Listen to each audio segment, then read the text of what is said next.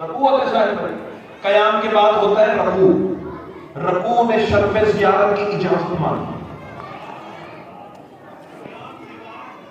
رکوع ہم تو رکوع کے محتاج ہیں، لیکن بطول کے سامنے رکوع کی کیا حیثیت ہے؟ رکوع میں شرف زیارت کی اجازت مانگی.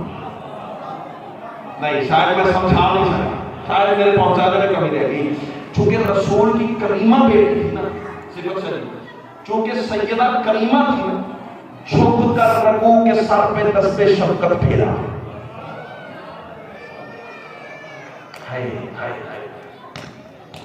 قتل ہو جاتا ہے خطیب کا قیمتی سفر ضائع ہو. چلو کوئی بات نہیں، اتنی ساری امداد مل گئی ہے، ایک جملے پہ نہیں بھی ملی تو کوئی بات نہیں ہے. آؤ آگے کا سفر کریں.